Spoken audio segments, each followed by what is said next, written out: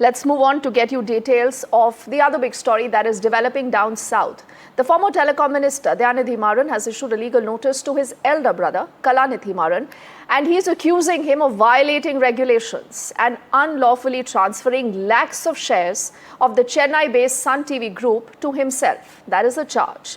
Now, these shares are reportedly worth several thousand crores of rupees. Dayanidhi alleges here that Kalanithi received more than 5,926 crore in dividends. This is up to the year 2023, and then an additional 455 crores in the year 2024. He's also alleged that the offences committed by you, as in the brother, are continuous in nature and they continue as on date.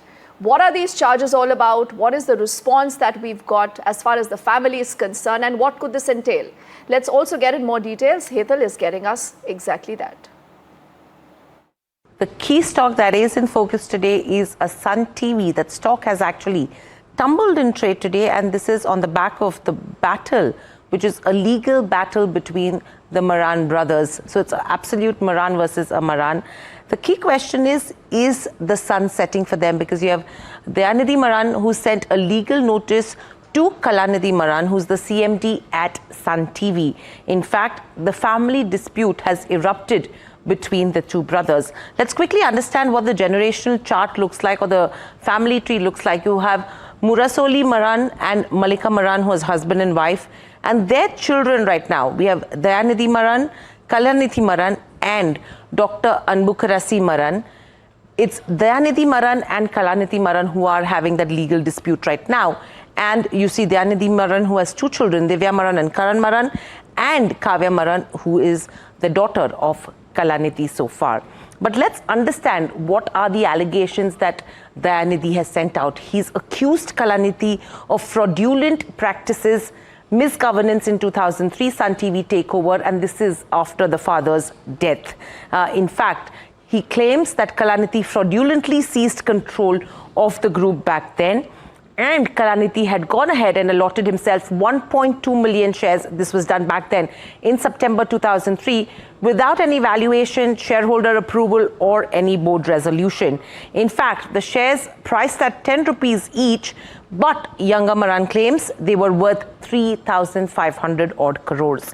The fraudulent allotment allegedly enabled Kalanithi to earn nearly 6,000 crores in dividends by 2023. Almost 455 odd crores in 24, and this is along with the gains from the bonus shares as well. That is what Dayanidhi is alleging right now.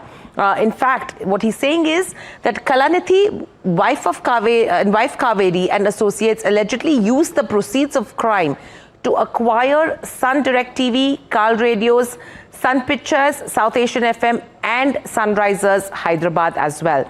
And the investments allegedly were made in mutual funds and REITs, and that is worth a whopping 8,500 odd crores. Now, let's understand what is the notice also demanding. What the notice says is it calls for restoration of Sun TV's shareholding to 2003 levels. We'll take you through what that looked like back then. And sister Murasoli Maran and Tamil Nadu CM MK Stalin and his family would be owners as per the 2003 shareholding pattern, is what they are saying. The notice also says that it will call for probe by SEBI, RBI, SFIO, ED, ROC, and other statutory authorities if needed. Now, let's quickly understand what the pre-shareholding 2003 shareholding looked like. Kalanithi actually did not own any shares back then in 2003. In fact, Maran family and that of late M. Karunanidhi owned equal shares in Sun TV pre-September 2003. Kalanithi's shareholding increased to 60%, while the shareholding of other legitimate stakeholders diluted to 20% each. And the timing of the alleged transaction actually coincides with the demise of the brother's father, who's the former union minister, Murasoli Maran as well. Now, let's quickly understand who was Karunanidhi. He was the head of DMK, Chief Minister of Tamil Nadu, and died in 2011.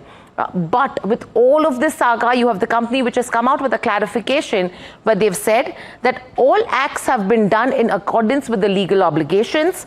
The matter dates back to 22 years when Sun TV was closely held like a private limited company. and the reports are incorrect, misleading, speculating, and they are not really supported by facts or law so far. All acts have been duly vetted by concerned intermediaries before the public issue of the company. That's what the company has put out so far as a clarification to the allegations that have come in by Dayanidhi Maran to Kalanithi as well. But the stock is reacting, is under pressure, and this family feud will remain in focus from here on, where it goes and what happens to the control with regards to Sun TV.